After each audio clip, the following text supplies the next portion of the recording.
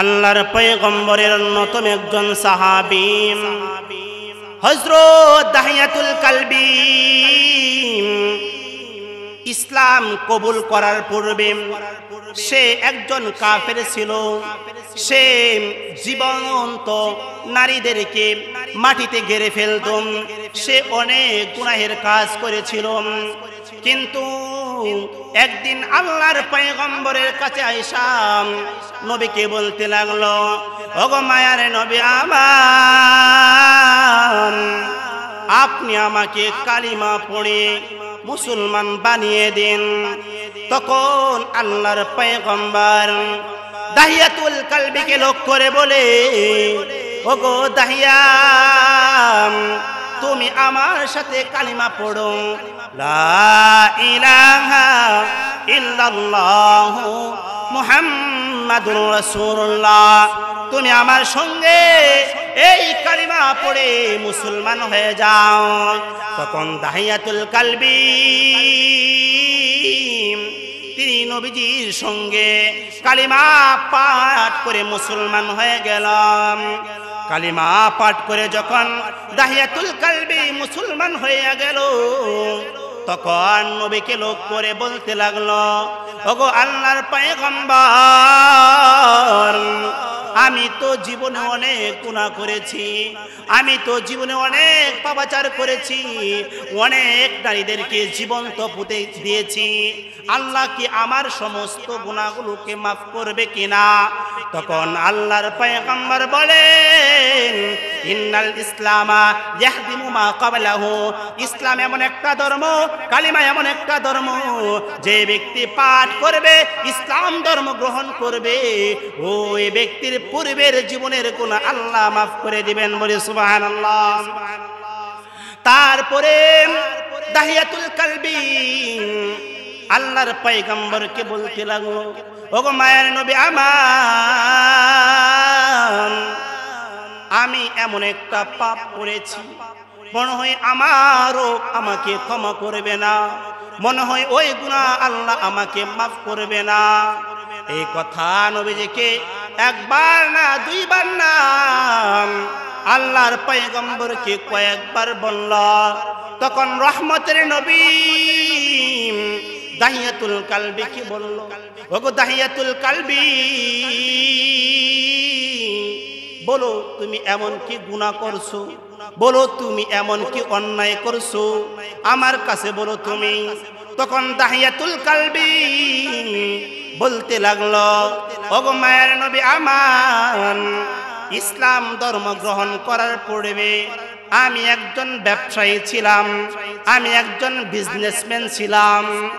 একবার আমি আমার স্ত্রীকে বললাম, ওগো আমার আদরের স্ত্রী, আমি ব্যবসার উদ্দেশ্যে ইয়ামানে চলে যাচ্ছি, তোমার গরিবের ভিতরে আমার একটা সন্তান আছে, একটা সন্তান সামনে প্রসব করবে, যদি ওই সন্তানটা ছেলে হয় তাহলে তুমি সেই ছেলে সন্তানটাকে আদর যত্ন করে তাকে লালন পালন করবে, আর যদি মেয়ে সন্তান হয় তাহলে তুমি ওই মেয়ে সন্তানটাকে মাটিতে পুঁতে ফেলবে, মাটিতে তাকে দাফন করে ফেলবে। যখন এই কথা তার স্ত্রীকে বলল, সাথে সাথে এই কথা বলল, ওগো আমার আদরের স্ত্রী,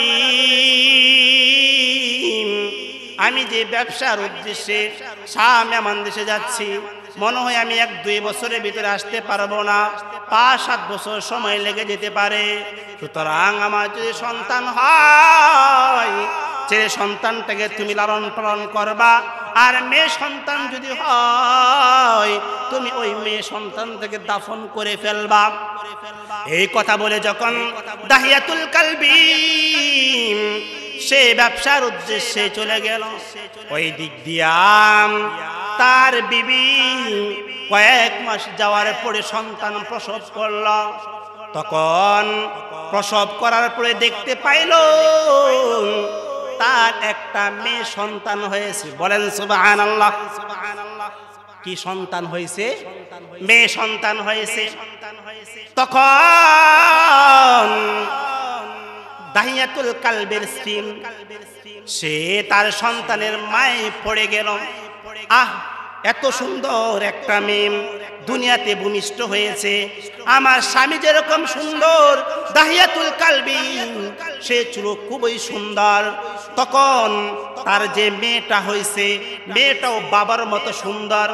এমন হয় না যে বাবার মতো ছেলে হয় বা মেয়ে হয়, হয় কি হয় না? আপনাদের ফ্যাটালিয়াতে হয় কি হয় না? বাবার মায়ের মতো ছেলে হয় মেয়ে হয়, হয় কি হয় না? তখন দাহিয়াতুল কালবির যে কন্যা সন্তানটা হইল ওই কন্যা সন্তানটা বাবের মতো হইল। বাপ যেহেতু সুন্দর তখন মা তার নাম রেখেছে জামিলা। জামিলা শব্দের অর্থ হচ্ছে সুন্দরী। নামটা রেখেছে বাবার সাথে নাম বাবার সৌন্দর্যের সাথে মিল রেখে সন্তানের নাম রেখেছে জামিলা, অর্থ সুন্দরী। যখন দাহিয়াতুল কালবির স্ত্রী সন্তান প্রসব করলো, দেখতে পাইল একজন কন্যা সন্তান ভূমিষ্ঠ হয়েছে। তখন তার সন্তানের মায়ে পড়ে গেল, তার সন্তানের ভালোবাসায় পড়ে গেল। আমি তো স্বামীর কথা মতো আমি তাকে দাফন করতে পারি না, আমি তো তাকে কবর দিতে পারি না, কারণ আমার এই সন্তানটা এত সুন্দর, এত মায়া আমার লেগেছে, আমি তাকে দাফন করতে পারবো না। কারণ বুঝে থাকলে বলেন তো দেখি, পুরুষের চাইতে আমাদের মায়েদের মহাব্বত ভালোবাসা সন্তানের প্রতি কম না বেশি? অনেক বেশি। কারণ আমাদের মারা তারা যখন সন্তান প্রসব করে নিজের মায়া ত্যাগ করে দিয়ে সন্তানকে প্রসব করে। অনেক সময় আমরা শুনতে পাই মা ডেলিভারির সময় মারা যায়, এরকম নজির শুনছেন কি শুনছেন না? আমরা অনেক সময় এরকম কাহিনী শুনতে পাই। যখন দাহিয়াতুল কালবির বিবি তার সন্তানের প্রতি এত মায়া মহাব্বত লেগে গেল, না না না, আমি আমার সন্তানটাকে দাফন করব না, কারণ আমি এই সন্তানটাকে খুবই কষ্ট করে প্রসব করেছি, আমি তাকে দাফন করব না। যখন সে এই কথা বলল, এইভাবে একের পরে তার সন্তানটাকে সে লালন পালন করতে লাগলো, তার সন্তানটাকে দেখাশোনা করতে লাগলো। এইভাবে যখন সন্তান বড় হইতে লাগলো, এক সময় তার বাবা জামিলার বাবা দাহিয়াতুল কালবি ব্যবসার কাজ শেষ করে বাড়িতে চলে আসলো। বাড়িতে চলে এসে দাহিয়াতুল কালবির বিবি দাহিয়াতুল কালবিকে খুবই সেবা করতে লাগলো, খুবই খেদমত করতে লাগলো। আমরাও তো এরকমটা দেখতে পাই। আমরা যখন ঢাকা যাই, আমরা যখন বিদেশে যাই, প্রবাসে যাই, যখন প্রবাস থেকে বাড়িতে আসি, ঢাকা থেকে যখন ফ্যাটালিয়াতে আসি, তখন আমাদের বিবিরা আমাদের জন্য অনেক খেদমত করে। কথা বলেন ঠিক কিনা? ঠিক তদ্রূপভাবে দাহিয়াতুল কালবি 5-7 বছর পরে সে ব্যবসার কাজ সেরে সে বাড়িতে আসলো। বাড়িতে আসার পরে তার স্ত্রী তাকে খুব খেদমত করতে লাগলো, তার খুব সেবা করতে লাগলো। যখন তার সেবা করার পরে দাহিয়া যখন ঘুমাতে যাবে, বিছানায় যাবে, তখন ঘরের বিছানায় একজন ফুটফুটে মেয়ে সন্তানকে দেখতে পাইলাম।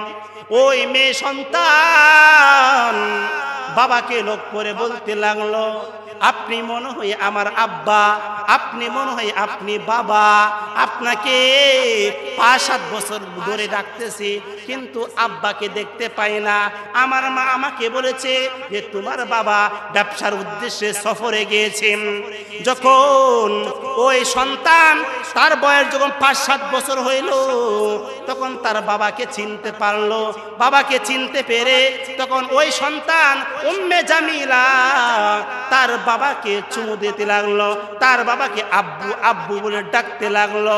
ওই দিক দিয়া দাহিয়াতুল কালবি তার মেয়ে সন্তানের ভালোবাসায় পড়ে গেল। কারণ আমাদের সন্তানগুলো যখন আমাদেরকে আব্বু আব্বু বলে ডাকে, আম্মু আম্মু বলে আমাদেরকে ডাকে, আমাদের মহব্বত হয় কি হয় না? আমাদেরও কিন্তু মহব্বত হয়। ঠিক তদ্রুপ ভাবে সেই দাহিয়াতুল কালবের মহাব্বত বেড়ে গেল। না, আমি আমার সন্তানকে আমি কবরে দাফন করব না, আমি তাকে মেরে ফেলবো না। এইভাবে যখন দাহিয়াতুল কালবি সে যখন সংসার করতে লাগলো, সে যখন ঘর থেকে বের হয়ে তার বন্ধু বান্ধবের সাথে দেখা করে, তার পাড়া প্রতিবেশীর সাথে সাক্ষাৎ করে, তখন তার পাড়া প্রতিবেশীগণ, তার বন্ধু বান্ধবগণ জেনে ফেলে যে দাহিয়াতুল কালবের ঘরে একটা মেয়ে সন্তান আছে। আর সেই সময়ে, তদানীন্তন সময়ে মেয়ে সন্তানকে তারা ভালো মনে করত না, তারা বরকত মনে করত না, অকল্যাণকর মনে করত। যখন এই কথা বাবা দাহিয়াতুল কালবি বাইরে গেলে শুনতে পায় যে তোমার ঘরে মেয়ে সন্তান আছে, তুমি তাকে দাফন করে ফেলো, তুমি তাকে কবরের ভিতরে দাফন করে ফেলো। এইভাবে একবার না, দুইবার না, যখন তৃতীয় পক্ষের বন্ধু বান্ধবের পাড়ায় পড়ে, বন্ধু বান্ধবের সংস্পর্শে পড়ে এবং পাড়া প্রতিবেশীর কথা শুনে, সেই দাহিয়াতুল কালবি তার মেয়েকে দাফন করার জন্য সে নিয়ত করে ফেলল। তখন দাহিয়াতুল কালবি তার বিবিকে গিয়ে বলল, ওগো আমার কলেজার বিবি, অনেক দিন ধরে আমার শ্বশুর বাড়িতে যাই না, ব্যবসার জন্য গিয়েছিলাম, 5-7 বছর গিয়েছে, আমি আমার শ্বশুর বাড়িতে যাব, তুমি আমার কলেজার সন্তানটাকে সুন্দর করে সাজিয়ে দাও, গুছিয়ে দাও। তখন দাহিয়াতুল কালবির স্ত্রী তার কন্যাকে জামিলাকে সুন্দর করে সাজিয়ে দিল, ভালো পোশাক পরাইলো, সুন্দর করে সাজিয়ে গুছিয়ে দিল। যখন দাহিয়াতুল কালবি তার সন্তানকে নিয়ে তার শ্বশুর বাড়ির উদ্দেশ্যে রওনা হয়ে গেল, যখন সে তার সন্তানকে নিয়ে সে মরুভূমির দিক দিয়ে রওনা হয়ে গেল, তখন সন্তান বলতেছে, জামিলা বলতেছে, ওগো বাবা আমার, আমি তো আমার আম্মার সঙ্গে কতবারই না আমার নানা নানির বাড়িতে গিয়েছি, কিন্তু কখনো এই মরুভূমি দিয়ে আমি যাই নাই। তখন বাবা বলতে লাগলো, ওগো মেয়ে আমার, চিন্তার কোনো কারণ নাই, তুমি আমার সঙ্গে আসো, এই দিক দিয়েই তোমার নানির বাড়িতে যাব, আমার শ্বশুর বাড়িতে যাব। যখন এই কথা বলে মেয়েকে সান্ত্বনা দিল, সামনে অগ্রসর হতে লাগলো। বিশাল একটা মরুভূমিতে যাওয়ার পরে সন্তানকে বলল, ওগো আমার আদরের মেয়ে, তুমি একটু দাঁড়াও। তখন দাহিয়াতুল কালবি বস্তা থেকে একটা কোদাল বের করলো, কোদাল বের করে মাটি গর্ত করতে লাগলো, মাটি খনন করতে লাগলো। যখন মাটি খনন করতে লাগলো, মাটি যখন খনন করতে লাগলো, তখন বালু মাটি বাবার দাড়িতে, বাবার শরীরে লেগে গেল। যখন তার কন্যা দেখতে পাইল বাবা অনেক কষ্ট করতেছে, যে কষ্টের ফলে ওনার দাড়িতে মাটি লেগে গিয়েছে, বালু লেগে গিয়েছে, শরীরের ভিতরে ময়লা আবর্জনা লেগে গিয়েছে, তখন ওই জামিলা তার বাবাকে ওই ময়লাগুলো, ওই বালুগুলো, ওই মাটিগুলো পরিষ্কার করে দিল। আর বাবাকে বলতে লাগলো, ওগো বাবা, আপনি কষ্ট করেন না, আমি এটা সহ্য করতে পারি না, আপনি প্রয়োজনে একজন শ্রমিক নিয়ে আসুন, প্রয়োজনে শ্রমিক মাটি গর্ত খনন করুক, আপনি খনন করেন না। যখন মেয়ে তার বাবাকে এই কথা বলল, কারণ মেয়েদের কিন্তু বাবাদের প্রতি ভালোবাসা একটু বেশি থাকে, কথা কোন ঠিক কিনা? মেয়েদের ভালোবাসা মা বাবার প্রতি একটু বেশি থাকে, বাবার প্রতি একটু বেশি থাকে। যখন এই কথা বলল, তখন দাহিয়াতুল কালবি মেয়ের কথা না শুনে সে মাটি খনন করতে লাগলো, বিশাল একটা গর্ত করলো। বিশাল একটা গর্ত করার পরে সেই দাহিয়াতুল কালবে গর্ত থেকে উঠে মেয়ের ডান হাত বাম হাত পিছন দিক দিয়ে বাঁধলেন। ডান হাত বাম হাত পিছন দিক দিয়ে বাঁধার পড়ে পা দুইটাকে পিছন দিক দিয়ে বাঁধলেন। বাঁধার পড়ে সেই দাহিয়াতুল কালবি তার মেয়েকে বলতে লাগলো, ওগো মা, আর মনে হয় তোমাকে দেখবো না, আর মনে হয় তোমার সাথে সাক্ষাৎ হবে না। যখন এই কথা বাবা দাহিয়াতুল কালবি সন্তানকে বলল, তখন আর জামিলার বুঝতে বাকি রইল না। আমার মা তো বলতো যে তোমার বাবা কিন্তু আমাকে বলেছিল ছেলে হইলে যত্ন করে লালন পালন করার জন্যে, আর মেয়ে হলে তাকে দাফন করার জন্য। মনে হয়তো আমার আব্বা আমাকে মেরে ফেলবে, আমাকে দাফন করে ফেলবে। তখন ওই সন্তান জামিলা বলতে লাগলো, ওগো বাবা, আপনার কাছে প্রাণটা ভিক্ষা চাই, আপনি আমাকে মাইরেন না, আপনি আমাকে এই গর্তের ভিতরে ফেলে দিয়েন না। যখন কাকুতি মিনতি সন্তান করতে লাগলো, পাষাণ হৃদয়ের অধিকারী বাবা দাহিয়াতুল কালবির একটু মায়া লাগলো না। সেই দাহিয়াতুল কালবি সন্তানটাকে ধাক্কা মেরে গর্তের ভিতরে ফেলে দিল। বলেন নাউজুবিল্লাহ। গর্তের ভিতরে ধাক্কা মেরে ফেলে দেওয়ার পরে সেই গর্তটাকে সে মাটি চাপা দিয়ে, পাথর চাপা দিয়ে সে ডেকে ফেলবে। প্রথমে একটা মোটা একটা বড় একটা পাথর নেই, সেই পাথরটা তার মেয়ে জামিলার যে কপাল আছে সেই কপালের ভিতরে জোরে একটা নিক্ষেপ করে ওই দিক দিয়ে সন্তান চিৎকার করে বলতে থাকে, ওগো আমার বাবা, আপনি আমাকে মাইরেন না, আপনি আমাকে হত্যা কইরেন না, আপনার কাছে প্রাণটা ভিক্ষা চাই, আর কোনোদিন আপনার সামনে দেখা করব না, আপনার বন্ধু বান্ধবের সাথে আর কোনোদিন দেখা সাক্ষাৎ করব না, আপনার প্রতিবেশীর সাথে আর কোন দেখা সাক্ষাৎ করব না। আল্লাহর রাস্তে আপনি আমাকে মাফ করে দেন, আমাকে আর মাইরেন না। যখন মেয়ে বারবার কাকুতি মিনতি করতে লাগলো, কিন্তু পাষাণ হৃদয়ের অধিকারী বাবা কিন্তু মনটা নরম হয় না, মনটা গলে না। তখন ওই বাবা দাহিয়াতুল কালবি পাথর চাপা দিয়ে, বালু চাপা দিয়ে মেয়েটাকে দাফন করে ওই দাহিয়াতুল কালবি বাড়িতে চলে আসলো। বাড়িতে চলে আসার পরে দাহিয়াতুল কালবির স্ত্রী বলতে লাগলো, ওগো আমার স্বামী, আমার কন্যা সন্তান কোথায়, আমার মেয়ে কোথায়, আমার জামিলা কোথায়? যখন এই কথা বলল, তখন দাহিয়া বলতে লাগলো, আমি তাকে পাথর চাপা দিয়ে তাকে আমি দাফন করে দিয়ে এসেছি। তখন ওই দাহিয়ার স্ত্রী গলা কাটা মুরগির মতো চিৎকার করতে লাগলো আর বলতে লাগলো, ওরে আমার স্বামী, তুমি এটা কি করলা, কি কাজ করলা? তুমি আমার কলিজার সন্তানটাকে তুমি হত্যা করে ফেললে, তুমি আমার মেয়েটাকে তুমি দাফন করে ফেললে, তোমার কি একটু মায়া লাগলো না?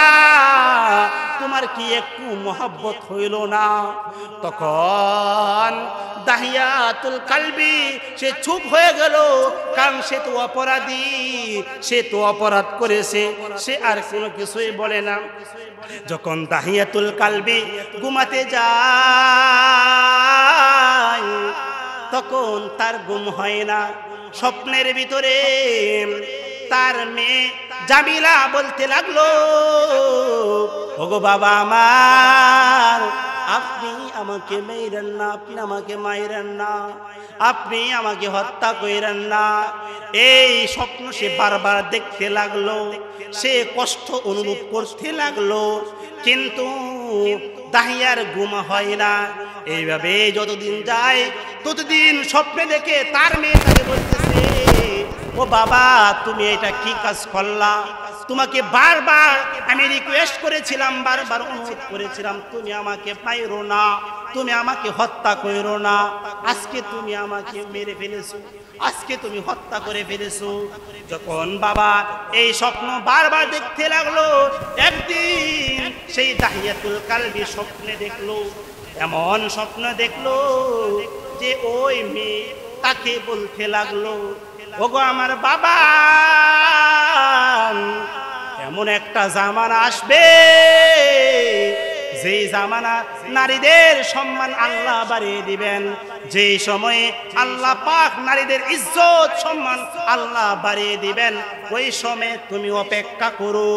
যখন দাহিয়াতুল কালবি এই কথা শুনতে পাইল স্বপ্নের ভিতরে, তখন সে আর বুঝতে বাকি রইল না, মনে হয় আর বেশি দিন আর বাকি না, এমন একটা জামানায় আসবে যেই জামানার সম্মান আল্লাহ পাক নারীদের বাড়িয়ে দিবেন, নারীদের ইজ্জত সম্মান আল্লাহ পাক বৃদ্ধি করে দিবেন। কিন্তু কিছুদিন যাওয়ার পরে সেই দাহিয়াতুল কালবি সে নবীর কাছে কালিমা পড়ে সে মুসলমান হইয়া সে জানতে পারলো যে ইসলাম ধর্মে নারীদের সম্মান বহু গুণে বেশি। কথা কোন ঠিক কিনা? সেই জাহিলিয়তের জামানায় নারীদের কোনো সম্মান ছিল না, নারীদের কোনো ইজ্জত আবরু ছিল না, কিন্তু আল্লাহ রাব্বুল আলামিন ইসলাম ধর্ম নাজিল কইরা দিয়া ইসলাম ধর্ম আইসা নারীদের সম্মান বাড়িয়ে দিয়েছেন। সেই জন্যই আমাদের না, আমাদের মারা যদি পর্দার ভিতরে থাকে তাহলে তাদের সম্মান থাকবে, যদি তারা ঘর থেকে বের হয়ে যায় তাহলে তাদের সম্মান থাকবে না।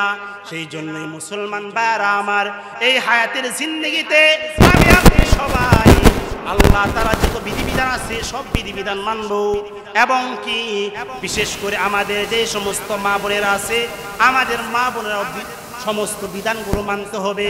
তাহলে আল্লাহ পাক ইসলাম ধর্মে যে নারীদের সম্মান বাড়িয়ে দিয়েছেন, আল্লাহ পাক দুনিয়াতেও সম্মান বাড়িয়ে দিবেন, পরকালেও সম্মান বাড়িয়ে দিবেন।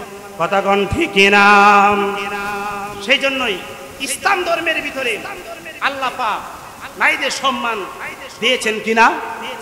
আল্লাহ পাক বলে, আল্লাহর পয়গম্বর বলেছেন যে আল জান্নাতু তাহতা আকদামিল উম্মাহাত, যে মায়েদের পায়ের নিচে সন্তানের জান্নাত রয়েছে। বলেন সুবহানাল্লাহ। আল্লাহ কোরআনের ভিতরে বলেছেন ওয়াবিল ওয়ালিদাইনি ইহসানা, যে তোমরা মা বাবার সাথে ভালো আচরণ করো, অথচ পূর্বের জামানায় মা বাবার সাথে মেয়েদের সাথে রুক্ষ ব্যবহার করতো, মেয়েদের সাথে খারাপ আচরণ করতো। কথা কোন ঠিক কিনা? কথা কোন ঠিক?